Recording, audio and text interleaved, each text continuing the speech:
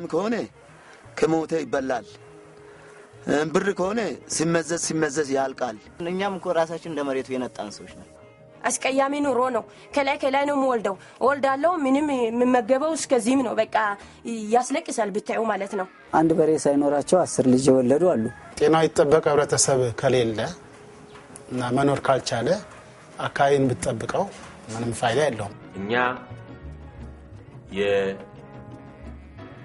የሲቪል የልማት አጋሮች ወይም ኤንጂኦዎች መንግስትን መተካት ሳይሆን መንግስትን በማገዝ የመንግስትን ክፍተት በመሙላት የመንግስትን ደካማ ጎን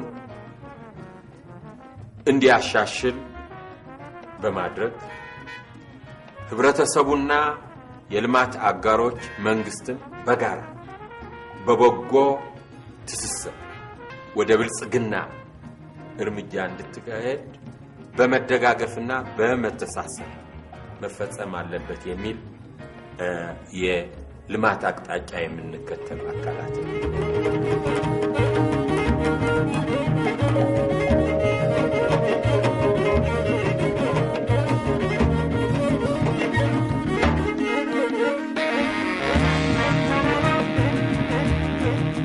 በዚህች በእኛይቱ አገር ውበት ገጽታቸው ኑሮ ዓለማቸው ያልገጠመ 2 ቀበልኛ ወረዳዎችን ያገኛሉ ሰሜንና ደቡብ ዋልታን ምን የሚያስታርቅ አሊያም የሚለይ የልማት ግብር አለ የሚያሰኝ የስነ ህዝብ የጤናና የአካባቢ ጥበቃ ማንጸሪያ መንደሮችም ናቸው 2ቱ ቅስት ጫፎች ሰሜን ዋልታ ሰሜን ሸዋ ዞን ባሶና ወረና ደቡብ ቅስት ጌዲዮን ዞን ወናጎ ወረዳ መዝነው ይዳኙ ማንጸር ጀምረናል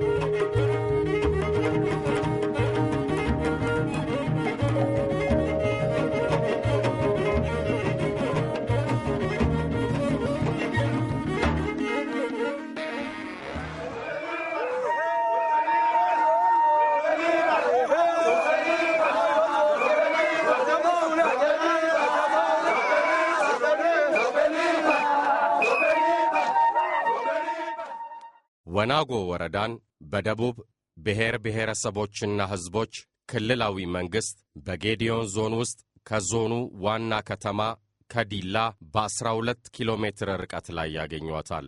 ወረዳዋ በውስጧ 17 የገጠር ቀበሌዎችን ያቀፈች ሲሆን አጠቃላይ የሕዝብ ብዛቷም 147841 እንደሆነ መረጃዎች ያሳያሉ። የወናጎ ወረዳ አጠቃላይ የቆዳ ስፋትም 13599 ሄክታር ሲሆን ከባህር ጠለል በላይ ከ1400 እስከ 2400 ሜትር ባለው የከፍታ ወሰን ውስጥም የምትገኝ ናት። በአራቱም የማዕዘን አቅጣጫዎች በነጻነት የሚተነፍስ ሕይወት አለ። የወረዳዋ ተራራማና ተዳፋታማ ምድራዊ ገጽታ በአገር በቀል ዛፎች ተከቦ ሜዳው ሸንተረሩ በደን ጥምር እርሻ ልማት ፈክቶ እናያለን። ለምናየው ለምንመለከተው እውነታ ሁሉ ሚስጥር ገላጭ የሚያብራራ ያሸናል። ዛፍ ለኛ ሕይወታችን ነው። ይህ አፈሩ ታጥቦ እንደሄድ መጠበቅ የሚችለው ዛፍ ነው። ዝናብ የሚመጣውን እኛውን እንዳይጎዳ ዛፍ ትልቅ ከሆነ ዝናብም የሚያመጣ በዛፍ አማካይነት ነው። ሕይወታችን ነው የምንለው ይሄንን ነው። ላም ከሆነ ከሞተ ይበላል ብር ከሆነ ሲመዘዝ ያልቃል።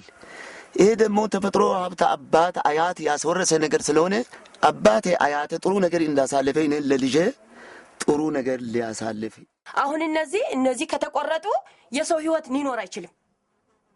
የሰው ህይወት ሊኖር አይችልም። በምን አየር ስቦ በምን ይዘንባል ዝናብ? ስለዚህ ወድቆ ለአገልግሎት የማይጠቅም እንጨት ነው የሚሸጥም ቢሆን እዚህ አሁን ቁልል እንጨት አለ አይደለም እንዴ? ከአገልግሎት ውጭ የሆነ የማያለመልም ቅጠል ምናምን የሌላቸው እና አሁን ጥቅም ስላላቸው ነው በቃ እዚህ ተከልናቸው። ግብርናዎች ነው የሰጡት። እነዚህን እንጨቶች ማለት ነው። እነዚህ ለምለሞች አንድ አርሶ አደራውን ብንሄድ በቦታው የራሱ ደን ተክሏል። አንድ ቡና አለ፣ አንድ ደን አለ፣ አንድ ቡና አለ፣ አንድ ደን አለና ሀቢቱ ከዚህ ደረጃ እየመጣና አርሶ አደሩ ራሱ በደን ላይ ትልቅ ግንዛቤ ያለበት ሂደት ነው። ለምሳሌ አንድ አርሶ አደር የሆነ ትልቅ እንጨት ቆርጣለሁ ቢል አንዱ አጠገብ ያለው ፍቃድ አይሰጠውም። ቶላውን አሳምኖ ተግባራቱ ተማምነው እርስ በርስ እዛው የሚፈቱበት ሂደት ስላለ በዛ ደረጃ ነው አርሶ አደሩ ይሄን ደን እስካሁን ጠብቆ የመጣበት ሂደት። ገና ያልደረስንባቸው ብዙ ለልማት የሚጠቅሙ እውቀቶች በህብረተሰባችን ውስጥ አሉ። ወናጎም ያለው ህብረተሰብ ይሄንን የእርሻ ስርዓቱን ከ300 ዓመት በላይ እድሜ ያለው ከአባት ወደ ልጅ እንደዚህ እየተላለፈ የመጣና ህብረተሰቡ ህይወቱ ከደኑም ጋር የተሳሰረ ከመሆኑ የተነሳ ጠብቆ እንደ መልካም ተሞክሮ ይዞት የቆየው አሁንም ለማካሄድ እየሞከረ ያለው ስርዓት ነው እና ያ አካባቢያዊ እውቀት ነው። የህብረተሰቡ የራሱ የሆነው እውቀት ጠብቆ እንዲያቆየው ምክንያት ሆኗል ብዬ አምናለሁኝ። በደን ጥምር እርሻ ልማት አግሮ ፎረስትሪና በይርጋ ጨፌ ቡናዋ ዓለም አስጠንቅሮ በሚያውቃት ወናጎ ወረዳ ውስጥ የአካባቢ ጥበቃ ማህበር የተለያዩ ፕሮግራሞች የሰለጠኑና የታቀፉ 160 ሞዴል እማወራና አባወራ አርሶ አደሮችን ያገኛሉ። ከኒህ መሃል በመኮኒሳ ቀበሌ ነዋሪ የሆኑት ሞዴል አርሶ አደር በሪሶ ዋቆ አንዱ ናቸው። አርሶ አደር በሪሶ ዋቆና መሰሎቻቸው የእርሻ ማሳቸውን የአፈር ለምነት ለማስጠበቅ የተፈጥሮ ማዳበሪያ አዘጋጅተው እንደሚጠቀሙ አስረግጠው ይናገራሉ። ይህ ኮምፖዝ ነው። ከታች ይበት አፈር ላይ ይበት አፈር እንትን ውሃ እንትን እያለ ነው። ውሃ ተጨምሮ መርጠብ አለበት። ምክንያቱም ሙቀት በኋላ ፍና አድርጎ የሚሰራውን እንትን ብስባሽ ሆኖ እንትን እንዳያገለግል ነው። ከይበት ላይ ከተደረገ በኋላ ውሃ ከተበጠበጠ በኋላ ይበቱ እንትን ይደረጋል። ከይበት ላይ የቡና ገለፈት ከቡና ገለፈት ላይ አመድ ይጨምራል። በዚህ ጊዜ ውሃ አቋርጥም ደረጃ በደረጃ ውሃ አይበዛበትም። በልኩ ይበት ላይ ነው ትንሽ ቀጠን መደረግ አለበት። እየተበጠበጠ በባልዲ እዚህ ላይ ይደረጋል። እስከ 6 ደረጃ ነው ማለት ነው የምናደርገው። ስልጠና ከወሰድን ወዲህ አመድ የቤት ውስጥ ቆሻሻ የከፍት እበት ይሄው እያዘጋጀን ለቆሻሻ ለመዳበሪያ እንድጠቅመን ነው። ይህንን ኮምፖዝ እንድንማር ያደረገ ማን ነው? አንድ ግብርና ነው፣ ሁለተኛ ለኢትዮጵያ ነው። በወረዳዋ ከሚገኘው የግብርና ጽሕፈት ቤት ባገኙት የማገዶ ቆጣቢ ምድጃ አሰራር ስልጠናም አርሶ አደሩ ራሱ ምድጃውን ሰርቶ ማገዶውን እየቆጠበ ሲጠቀም እናያለን። አርሶ አደር ብዙነህ ጉሜ ከወረዳው የግብርና ጽሕፈት ቤትና ከለም ኢትዮጵያ ባገኙት ስልጠና መሰረት ተዳፋቱንና ተሸርሻሪ የእርሻ ማሳቸውን እርከን ሰርተው እንዳለሙት ይመሰክራሉ። አቶ ገነነ ታፈሰ ማህበራቸው በአካባቢው ጥበቃ መስክ የተጫወተውን ሁነኛ ሚና ሲያብራሩ በወረዳው ስነ ህዝቡ ጤናና የአካባቢ ጥበቃን በቅንጅት አቆራኝቶ እየሰራ ይገኛል። ከዚህ አንፃር በተፈጥሮ አካባቢ ጥበቃ ላይ የተለያየ ለአርሶ አደሩ ግንዛቤ ይሰጣል። የተለያዩ የአገር በቀል የደን ዘሮችን ከሌላ አካባቢ በማምጣት ችግኝ ጣቢያ እንዲፈላ ተደርጎ ለአርሶ አደሩ የሚሰራጭበት ሁኔታዎች አሉ። ከዚህ በተጓዳኝ የአርሶ አደሩ በአካባቢው ያለውን ደን ዝም ብሎ ያለ ጥቅም እንዳይቆርጠው ከደኑ ካለው ዛፍም የንብ ማር ማምረት እንዲችል የተለያዩ ቀፎዎች ድጋፍ እየተደረገ ነው። የአካባቢ ጥበቃ ከስነ ህዝብ የቤተሰብ ምጣኔና ጤና ጋር ተዋዶና ተሳስሮ መሄድ እንዳለበት የተረዳው የአካባቢ ጥበቃ ማህበርም ከወረዳው ጤና ሴክተር ጋር በመተባበርና በመቀናጀት ለአካባቢው አርሶ አደር ስለ ቤተሰብ ምጣኔና ስለ ጤና አጠባበቅ መሰረታዊ ግንዛቤ በመስጠት ተጨባጭ ለውጥ ማምጣቱን የማህበሩ ተጠሪ አስረግጠው ይናገራሉ። አርሶ አደሩ ጤናማ የሆነ ህብረተሰብ ነው አካባቢውን መጠበቅ የሚችለው። ስለዚህ ይህ ህብረተሰብ ጤና ከዚህ ከአካባቢ ጥበቃ ጋር በቅንጅት እንዲሄድ በጤና ኤክስቴንሽን አማካይነት ተደራሽ እንዲሆኑ እየተደረገ ነው። በዚህም እየሰራ ነው ያለው። እነዚህ 16 የጤና ፓኬጆች አርሶ አደሩ ተጠቃሚ እንዲሆን ከጤና ጽሕፈት ቤት ጋር በመቀናጀት በኤክስቴንሽኖች አማካይነት እንዲደርስ እየተደረገ ነው።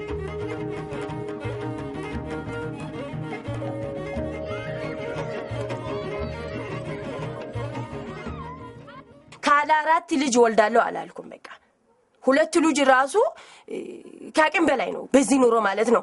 እዛ በተከታታይ 5 ልጆች ወለድኩ ማለት ነው። አስቀያሚ ኑሮ ነው።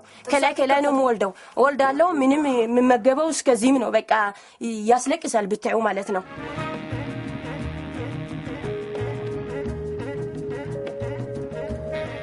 ወይዘሪት መሰረትና መስታወት ፈለቀ በመኮኒሳ ቀበሌ የጤና ኤክስቴንሽን ሰራተኞች ናቸው።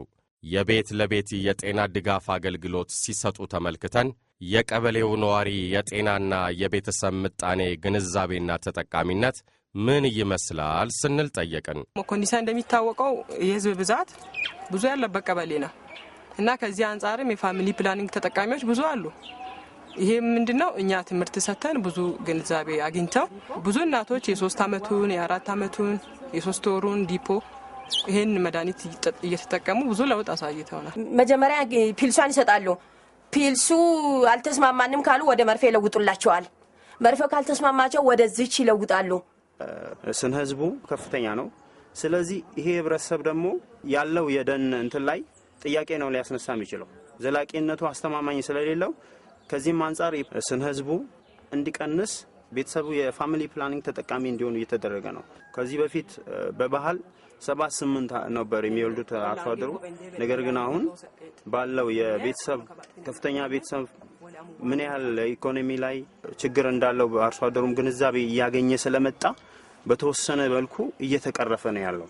የአካባቢ ጥበቃ ማህበር ባገኙት የቤተሰብ ምጣኔና ጤና አጠባበቅ ግንዛቤና ከደን ጥምር እርሻ ልማቱ በሚያገኙት መጋቢ የገቢ ምንጮች በኑሯቸው ላይ የተሻለ ለውጥ መምጣቱን ይመሰክራሉ።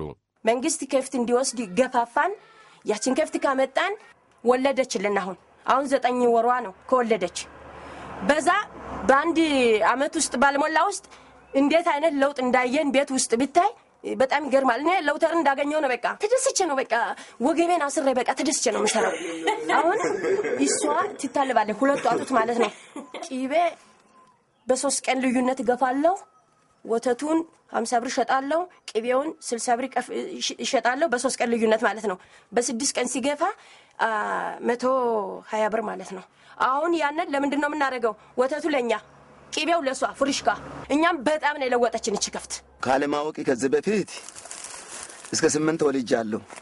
ከእንግዲህማ እንዳልወልድ አሁን ሰልጠኛ እየሰነጠልኩትና የሰነጠልኩት ግንዛቤ ስላለኝ ከጊዜ ኑሮ ውድነት ከመሬት ጥበት የሁሉ ስላለ ከዚህ ወደ ቀልዬ ወልዳለሁ የሚልን አቆማለሁ።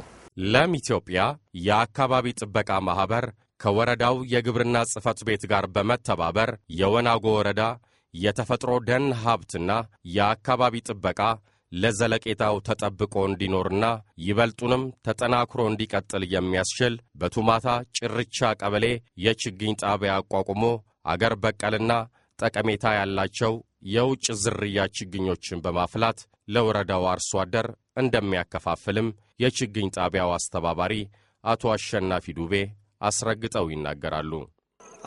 500,000 ችግኝ በላይ እናፈላለን በየዓመቱ። ከዛም በኋላ ሌላ አገር በቀል ለገበሬዎች በየአካባቢ ይከፋፈላል።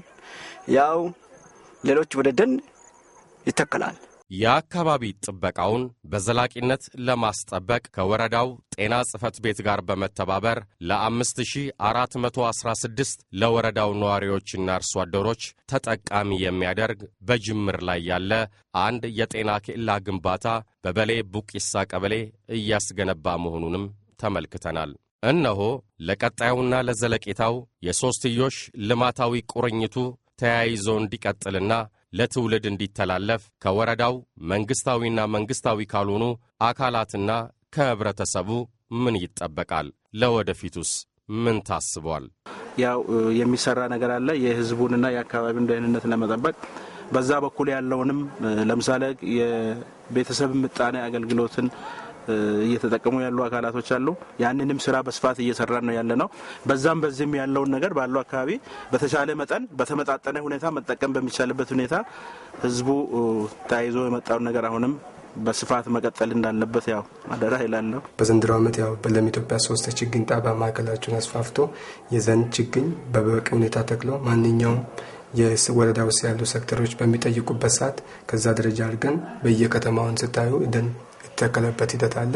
ይሄ ምንድነው? እነዚህ ድርጅቶች በረዱት መሰረት ችግኝ ጣቢያውን በወረዳ ደረጃ የተቋቋሙትን ችግኞችን ለድርጅት ካሉበት ቆንጆ ለአካባቢ ተመጋጋቢነት ያለው ከቡና ጋር የሚመሳሰል ለእንሰት ጋር የሚመቸውን ችግኝ ይህን በማዘጋጀት እየሰራን ያለ ሂደት እንዳለ ነው።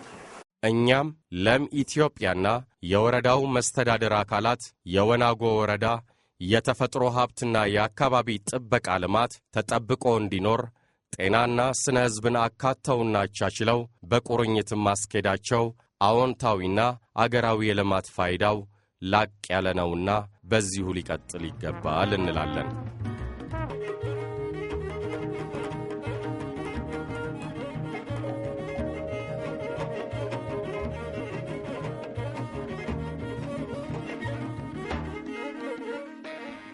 አሁን ደግሞ ለንጽጽር የእይታ ቅኝታችንን ወደ ሰሜን ቀስት በተራራማ ተዳፋታማና ረባዳማ የመሬት አቀማመጡ አሳቢያ በየዓመቱ 400 ቶን የሚገመት ለም አፈር አካሏ በጎርፍ በንፋስና መሰል ምክንያቶች ታጥቦና ተወስዶ ገጿ የተጎሳቆለውን ባሶና ወረና ወረዳን እነሆ ይመልከቱ።